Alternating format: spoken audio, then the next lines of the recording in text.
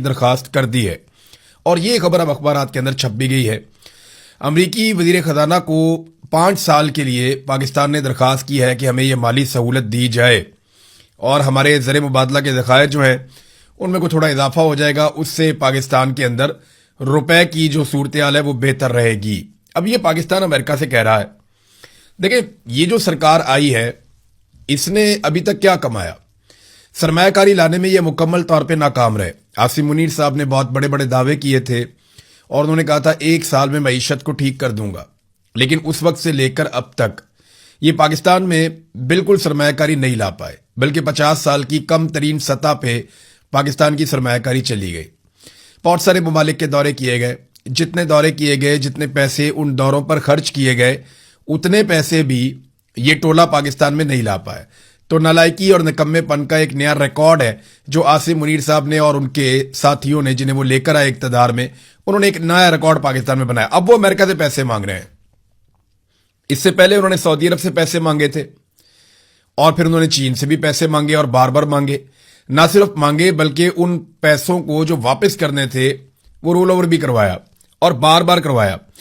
You اے ای نے انکار کر دیا اس کے پیسے واپس کرنے تھے، تو سعودی عرب سے پیسے لے کر یو اے ای کو پیسے واپس کیے۔ اب یہ دنیا میں مزید ملکوں سے پیسے مانگیں گے تو کوئی پیسے تو ان کو دے گا نہیں۔ ان کی توجہ اس بات پہ ہے کہ دفاعی معاہدے کر کے کچھ ممالک کی سیکیورٹی اپنے ذمہ لے لیں، اپنی فوج کو، اپنے ہتھیاروں کو وہاں لگائیں جو پاکستانی قوم نے اپنا پیٹ کاٹ کے، اپنے خون پسینے کی کمائی کے ساتھ ایک فوج تیار کی ہے وطن عزیز کے دفاع کے لیے۔ اس فوج کو اور ہتھیاروں کو ہم دوسرے ملکوں کے ساتھ دفاعی معاہدوں کی صورت میں انگیج کر کے کچھ پیسہ اکٹھا کر لیں، لیکن یاد رکھیے گا وہ پیسہ بھی ہمارا نہیں ہوگا، وہ ہمیں قرضے کے طور پہ ملے گا۔ ہمیں وہ پیسہ واپس کرنا پڑے گا، چاہے ہماری جانیں بھی چلی جائیں، لیکن ہمیں وہ پیسہ واپس کرنا پڑے گا۔ تو آئی ایم ایف سے بھی ہم نے پیسہ لیا، ورلڈ بینک سے بھی ہم نے پیسہ لیا اور قرضے لے لے کر ہم نے ریکارڈ سارے توڑ دیے۔ اب قطر سے ایک امید باندھی ہے پاکستان نے کہ قطر سے پاکستان کچھ پیسہ لے گا یا مفت گیس لینے کی کوشش کرے گا۔ مفت تو نہیں ہوگی، لیکن یہ کہ ادھار گیس لینے کی کوشش کرے گا۔ تو اس میں وہاں پہ بھی ایک دفاعی معاہدہ پاکستان کرنے جا رہا ہے۔ ابھی حال ہی میں پاکستان نے حوثیوں کو جواب دیا ہے، کیونکہ جو یمن کے حوثی ہیں ان کی باقاعدہ فورسز ہیں، انہوں نے سعودی عرب کو دھمکایا۔ سعودی عرب کے ساتھ ان کی پرانی ایک لڑائی چل رہی ہے اور اس لڑائی میں ماضی میں جب نواز شریف صاحب کی حکومت تھی، وہ وزیر اعظم تھے، تو سعودی عرب نے پاکستان سے مدد مانگی تھی، دفاعی مدد۔ تو اس وقت کی جو پارلیمنٹ تھی، پارلیمنٹ نے انکار کر دیا تھا۔ یہ 2016 میں یمن کی جنگ میں عدم شرکت کے حوالے سے یہ قومی سطح پہ متفقہ پالیسی بنی تھی اور پارلیمنٹ میں اس کے اوپر ڈیبیٹ ہوئی تھی، میڈیا میں اس پہ اوپن ڈیبیٹ ہوئی تھی اور یہ فیصلہ کیا گیا تھا کہ پاکستان سعودی عرب اور یمن کے بیچ میں ہونے والے معاملات میں نہیں پڑے گا۔ پی ٹی آئی اپوزیشن میں تھی، نواز شریف اس وقت حکومت میں تھے، لیکن اب 10 سال گزر گئے ہیں اس بات کو اور اب یہ فیصلہ کر لیا گیا ہے کہ ٹھیک ہے، اس کے اندر جانا ہے۔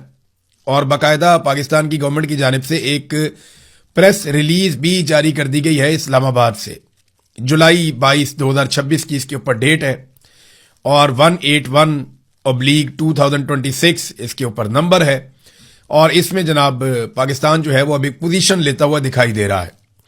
تو وہ جو پاکستان کا ایک موقف تھا، قومی موقف، وہ تبدیل ہو گیا، لیکن اس کو کہیں پارلیمنٹ میں یا کیبنٹ میں کہیں پہ اس کو ڈسکس نہیں کیا گیا، عوام کے اندر بھی اس کی ڈسکشن نہیں ہوئی۔ یہ ایک فرد واحد کا فیصلہ ہے، تو اس کے مطابق اب ہم جائیں گے، اس کے اندر بھی شاید اتر جائیں گے۔ تو جب بھی آپ کبھی پیسے لیتے ہیں نا، آپ کو قیمت ادا کرنی پڑتی ہے۔ موجودہ جو پاکستان میں ملٹری رجیم ہے، ان کے لیے اتنا ہی کافی تھا کہ امریکہ ان کے مظالم کے اوپر آنکھیں بند رکھتا۔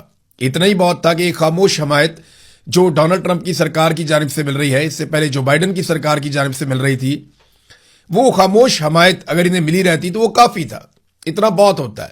لیکن اب یہ پیسے مانگنے پہ آ گئے ہیں، دیکھتے ہیں کہ امریکہ یہ پیسہ دیتا ہے یا نہیں دیتا۔ لیکن یاد رکھیے گا، امریکہ کبھی بھی مفت میں $1 بھی نہیں دیتا۔ ماضی میں جب امریکہ سے پاکستان نے بہت پیسہ وصول کیا تو اس وقت ہمارے جرنیل ارب پتی ہو گئے تھے، ان کے بچے آج بھی ارب پتی ہیں اور پاکستانیوں کو اس پیسے میں سے کوئی حصہ نہیں ملا، سوائے اس کے کہ پاکستان میں منشیات کا کلچر آیا، پاکستان میں دہشت گردی کا ایک کلچر آیا، پاکستان میں کلاشنکوف کا ایک کلچر آیا اور پاکستان کے اندر بارود آ گئے، منشیات آ گئی، بہت ساری برائیاں پاکستان میں آئیں اور پاکستان میں جو جرنیلوں کے بچے تھے وہ بہت امیر ہو گئے، وہ اربوں پتی ہو گئے۔ یعنی ان کی ساری زندگی کی تنخواہ ایک طرف اور اس سے ہزاروں گنا پیسہ ان کے پاس آ گیا. یہ پیسہ کہاں سے آیا؟ یہ امریکن نے جو ڈالر دیے تھے افغان وار کے بیچ میں، پھر ہم نے پکڑ کے اپنے پاکستانی یہاں سے امریکہ کے حوالے بھی کیے کہ اس کو بھی لے جاؤ، اس کو. وہ یوسف رمزی، وہ ایمل کانسی، یہ عافیہ صدیقی اور بہت سارے لوگ ہیں، کئی ایسے نام ہیں جنہیں ہم جانتے ہی نہیں ہیں. وہ لوگ بھی ڈالروں کے بدلے میں امریکہ کے حوالے کیے گئے.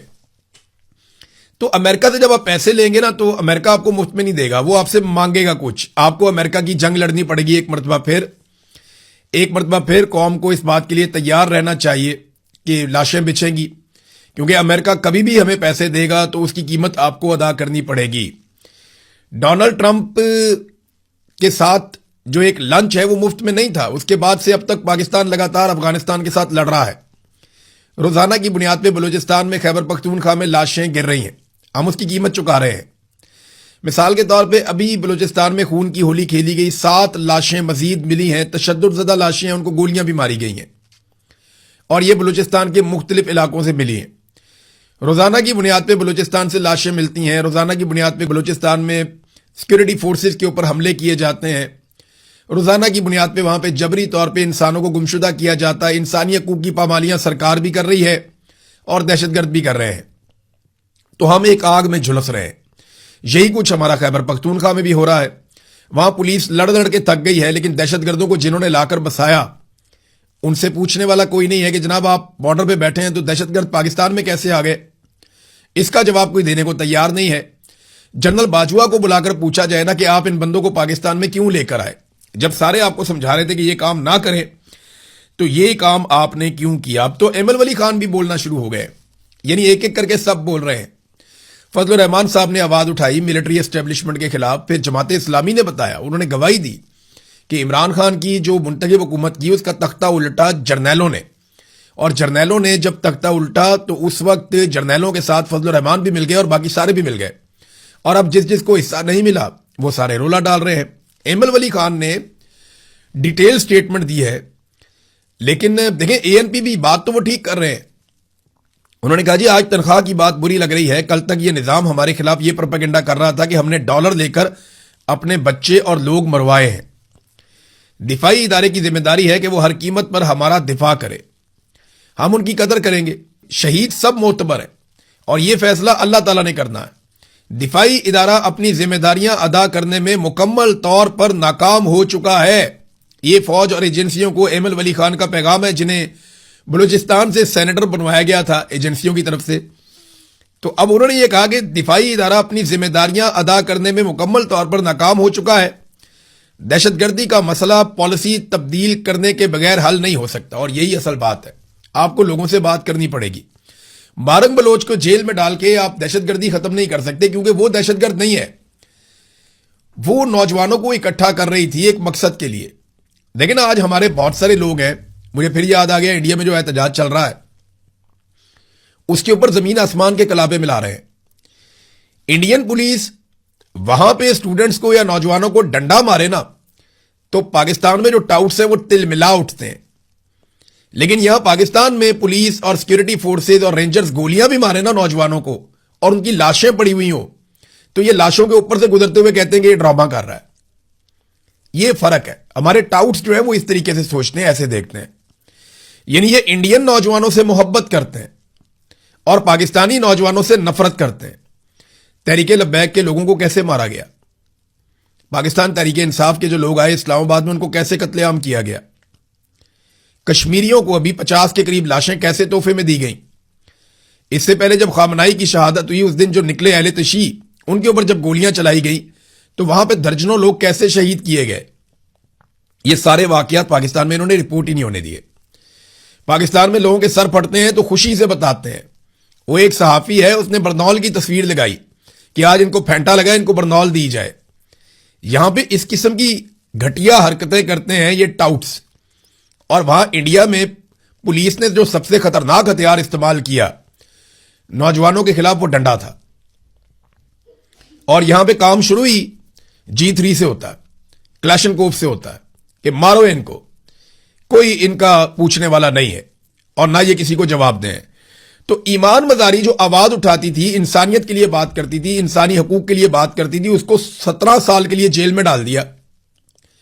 مارنگ بلوچ کو ساری زندگی کے لیے جیل میں ڈال دیا. اب یہ دو خواتین کی آپ مثال لے لینا، چلیں پولیٹیکل لوگوں کو سائڈ پہ کریں، یہ تو نان پولیٹیکل ہیں. تو ان کو جیلوں میں ڈال کے آپ کون سی جمہوریت کی خدمت کر رہے ہیں؟ اور وہ ٹاؤٹ سارے کے سارے بیٹھ کے اس کو جسٹیفائی کرتے ہیں. لیکن انڈیا میں کسی لڑکی کو ایک ڈنڈا پڑ جائے تو اس کی تقریر نکال کے لگاتے ہیں، جناب یہ دیکھیں آپ کو پاکستان میں جمہوریت نہیں چاہیے، پاکستان میں ان کو چاہیے مارشل لا، پاکستان میں ان کو چاہیے ظلم بربریت اور حصہ چاہیے کہ ہر چیز میں ہمارا مفاد نکلنا چاہیے. جبکہ انڈیا میں ان کو چاہیے جمہوریت، اور انڈیا کی جمہوریت سب نے دیکھی. جو ان کے نوجوان زبان استعمال کر رہے ہیں، جو بات کر رہے ہیں نا، پاکستان میں اس سے آدھی بات کرنے کے اوپر بندہ اور خاندان سمیت غائب ہو جاتا ہے. یہ پاکستان میں کیا جاتا ہے. تو ایم ایل ولی خان کا سٹیٹمنٹ آپ نے دیکھا. اب پاکستان تحریک انصاف کہہ رہی ہے جی کہ 5 اگست سے ہم ایک نئی تحریک شروع کرنے جا رہے ہیں. 5 اگست کو عمران خان صاحب کو 3 سال ہو جائیں گے جیل میں قید ہوئے، اور یہ نئی تحریک اب شروع کرنے جا رہے ہیں. کیا ان کی کوئی تیاری ہے؟ کیا یہ اپنا سارا کچھ قربان کرنے کے لیے تیار ہے؟ دیکھیں ابھی تک سہیل آفریدی نے جتنی کوآپریشن کی ہے پاکستان کی ملٹری اسٹیبلشمنٹ کے ساتھ، اتنی کوآپریشن علی امین گنڈا پور بھی نہیں کر پائے تھے. تو اس کوآپریشن کے بدلے میں کیا وہ عمران خان کو کوئی ایک ریلیف دلوا پائے؟ تو افسوس کے کہنا پڑتا ہے کہ وہ نہیں ایسا کر پائے. عمران خان صاحب سے جتنی بھی ڈیل کی کوششیں کی گئی ہیں، ابھی حال ہی میں کوشش کی گئی، ان ساروں میں ناکامی ہوئی ہے ڈیل کرنے والوں کو. تو پاکستان تحریک انصاف یا ان کی قیادت کس آسرے میں بیٹھی ہوئی ہے کہ کوئی مفاہمت کر لیں گے؟ مفاہمت ایسے نہیں ہونی، مزاحمت ہوگی تو مفاہمت ہوگی، ورنہ مفاہمت ہو نہیں سکتی، یہ پاسبل نہیں ہے. ناظرین 26 نومبر کی آپ مثال لے لیں. اب یہ کہہ رہے ہیں دوبارہ لوگوں کو نکالیں گے، لیکن جو 26 نومبر کو قتل عام ہوا تھا اسلام آباد ڈی چوک میں، اس کا ایک مقدمہ درج کرنے کے لیے درخواست دی ہوئی تھی پاکستان تحریک انصاف نے، اور اس میں بیرسٹر گوہر کو بنایا گیا تھا مدعی، اور یہ بتایا گیا تھا کہ جناب اس میں ہمارے اتنے لوگ قتل ہو گئے، اتنے لوگ زخمی ہو گئے، پولیس نے ایسے ایسے مارا، سیکورٹی فورسز نے سیدھی گولیاں ماری، مقدمات درج کیے جائیں شہباز شریف کے اوپر، محسن نقوی کے اوپر، مریم نواز کے اوپر اور دیگر کے اوپر. لیکن آج 1.5 سال سے زائد گزرنے کے بعد وہ درخواست خارج کر دی گئی، اور اس میں عدالت کا قصور نہیں ہے، پاکستان تحریک انصاف کی قیادت کا اپنا قصور ہے.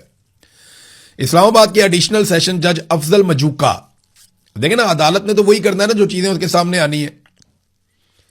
آپ عدالت کو بلیم کر دیں کہ عدالت کمپرومائزڈ ہے، کہ آپ یہ کہہ دیں انہوں نے زیادتی کی ہے، لیکن کیا پاکستان تحریک انصاف کی قیادت نے انصاف کیا ہے؟ جج نے 17 صفحات پر مشتمل ایک فیصلہ لکھا ہے. انہوں نے لکھا جناب 16 سماعتیں ہوئی ہیں، ان 16 سماعتوں میں بھی ابھی تک بیرسٹر گوہر نے اپنا بیان ریکارڈ نہیں کروایا، انہوں نے آ کر بتایا ہی نہیں کہ کیا ہوا تھا.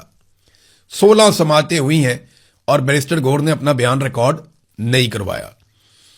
اس کے علاوہ مزید گواہ بھی تھے اس سارے معاملے کے اندر، یعنی کوئی ثبوت لے کر نہیں گئے، انہوں نے بتایا ہی نہیں. یہاں پہ ڈیٹیل جو ہے وہ ثاقب بشیر صاحب نے شیئر کی ہیں.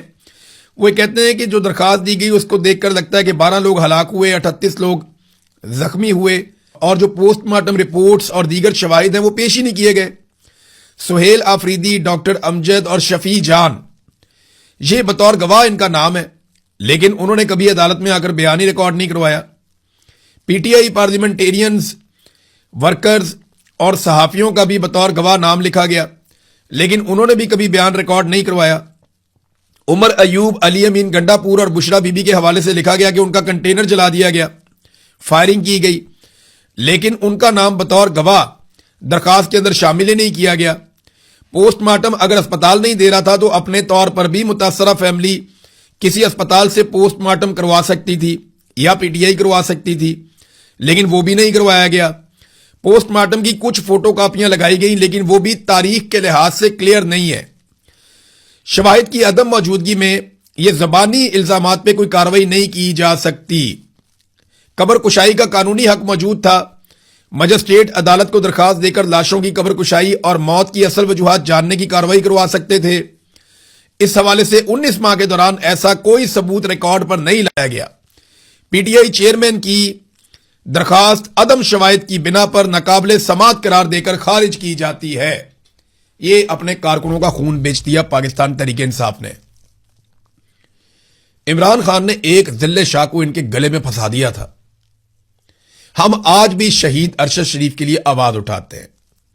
ایسے صحافی بھی آواز اٹھاتے ہیں جنہیں شہید ارشد شریف کے نقطہ نظر سے اختلاف ہو سکتا ہے, جنہیں اتفاق ہے وہ بھی آواز اٹھاتے ہیں.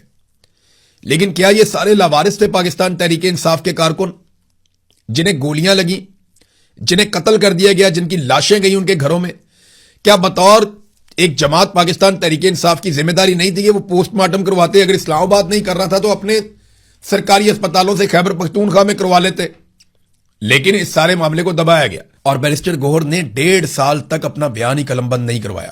سہیل آفریدی گواہ تھے اس میں, شفیع جان اس میں گواہ تھے, ڈاکٹر امجد اس میں گواہ تھے, وہ بھی بیان دینے کے لیے نہیں آئے.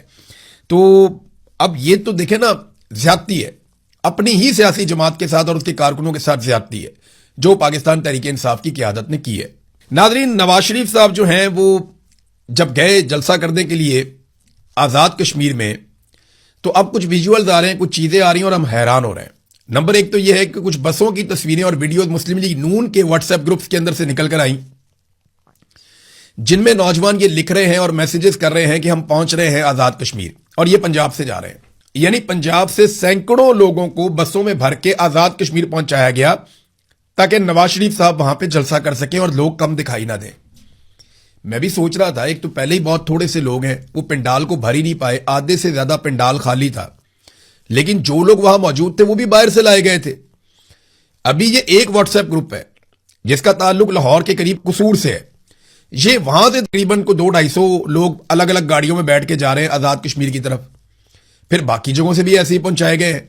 تو اس کا مطلب یہ ہوا کہ آزاد کشمیر کے لوگوں نے نواز شریف کو, مریم نواز کو ریجیکٹ کر دیا, اور ایسے ہی فارمولے پر پیپلز پارٹی بھی کام کر رہی ہے. وہ اپنے جالے اکٹھے کر کے مختلف علاقوں سے لے کر آتے ہیں اور لا کر انہیں ایک جگہ پہ جلسہ کرواتے ہیں, اور یہ ثابت کرنے کی کوشش کرتے ہیں کہ ہمیں آزاد کشمیر کے لوگ بہت پیار کر رہے ہیں, ہمیں یہاں پہ بہت سارے ووٹ ملیں گے, ہم حکومت بنا لیں گے. کیونکہ حکومت تو ان کو بنا کر دینی ہے وہاں پہ مقامی ملٹری اسٹیبلشمنٹ کے نمائندگان نے. انہوں نے بتانا ہے کہ کس کی کتنی سیٹیں, کس کی کتنی سیٹیں, اور کون بنے گا وزیر اعظم اور کون بنے گا کون سی وزارت کے اوپر وزیر. یہ تو فیصلہ ملٹری اسٹیبلشمنٹ نے کرنا ہے, اور اگر اس کا رستہ کسی نے روکنا ہے تو آزاد کشمیر کی عوام نے روکنا ہے. ابھی تک تو وہ ارریلیونٹ ہیں, وہ ان کے جلسے جلوسوں میں بھی نہیں آ رہے, لیکن جب وہ ریلیونٹ ہوئے اور میدان میں آئے اور انہوں نے اس کے خلاف سخت پوزیشن لی تو پھر امتحان ہوگا پاکستان کی اسٹیبلشمنٹ کا بھی. نواز شریف نے نا جو تقاریر کی اس کے ساتھ پرانی تقاریر ملا کر لگائی ہیں لوگوں نے, آزاد کشمیر کے لوگوں نے. یعنی جو باتیں نواز شریف نے آج سے 10 سال پہلے کشمیر میں کھڑے ہو کر کہی تھی نا, سیم وہی باتیں, وہی دعوے, وہی وعدے اور وہی تقریر نواز شریف نے ریپیٹ کر دی, بالکل وہی سیم. تو 10 سال پہلے جو آپ کو اقتدار ملا تھا تب یہ کام کر دیے تھے, تب یہ کام کرنے چاہیے تھے نا. 10 سال پہلے بھی کام نہیں کیا, آج بھی کام نہیں کیا, ابھی بھی آپ کی سرکار بنی ہوئی تھی, آپ نے کام نہیں کیا. 15 سال سے پیپلز پارٹی اور پی ایم ایل این کی آزاد کشمیر میں لگاتار حکومت ہے, لیکن 15 سالوں میں حرام ہے کہ انہوں نے, بلکہ 15 سال نہیں ہو گئے, زیادہ ہو گئے, 20 سال کے آس پاس ہو گئے, آزاد کشمیر کے لوگوں کو جو وعدے کیے ہیں حرام ہے کہ انہوں نے کوئی وعدہ پورا کیا ہو. کچھ بھی نہیں کیا انہوں نے, اور آج یہ ایسے تقریریں کرتے ہیں جیسے یہ ہمیشہ سے اپوزیشن میں تھے. نواز شریف صاحب نے نا کیپٹن صفدر کو کہا کہ یہ جو بابا ہے نا اس کو نچاؤ. یہ ویڈیو میں دیکھ کر مجھے بڑا دکھ ہوا کہ وہ بزرگ آدمی ہے, اس کو آپ پیسے ویسے دے رہے ہیں, اس کو آپ لے کر آتے ہیں, اوپر بلاتے ہیں, بیٹی بلاتی ہے, باپ کیپٹن صفدر کو بلا کے کہتا ہے کان میں کچھ, کیپٹن صفدر اس بابے کو جا کے پکڑ کے زبردستی نچوانا شروع کر دیتا ہے. وہ بزرگ آدمی ہے, اس کو ڈانس کروا رہے ہیں صرف اپنی ایک ویڈیو کے لیے. کیسی انفارچونیٹ چیز ہے. وہ ویسے نیچے بھی ناچ ہی رہا تھا, لیکن نواز شریف صاحب نے اپنی خواہش پہ اس کو سٹیج پہ چڑھوا کے نچوایا ہے, اور اس کے اوپر نواز شریف خوش ہو رہے تھے. یہ نا ان کی مینٹیلٹی اتنی سی ہے, یہ شغلیہ خاندان ہے, شغل وغل ہی لگاتے ہیں بس. یہ انسان کو انسان نہیں سمجھتے, یہ سمجھتے ہیں کہ یہ بس ہمارے لیے کیڑے مکوڑے ہیں. اور مجھے اچھی طرح یاد ہے ایک دن مریم نواز نے کہا تھا کہ 5 سال میں ایک تھپکی تو کارکن کا حق ہوتا ہے نا, کہ ایک تھپکی آپ اسے دے دیں تو وہ 5 سال کے لیے دوبارہ اس کو انرجی مل جاتی ہے, پھر وہ آپ کے لیے مرنے مارنے پر تل جاتا ہے. تو یہ ایسا رائل خاندان ہے. یہاں برطانیہ میں کوئی لیڈر اگر کسی کارکن کے بارے میں ایسی بات کر دے نا تو وہ کارکن جا کے عدالت میں کیس کر دے گا اور ایسی تیسی پھیر دے گا, لیڈر کو معافی مانگنی پڑے گی. تو ناظرین اب تک کے لیے اتنا ہی, اپنا خیال رکھیے گا, اپنے اس چینل کا بھی. اللہ حافظ.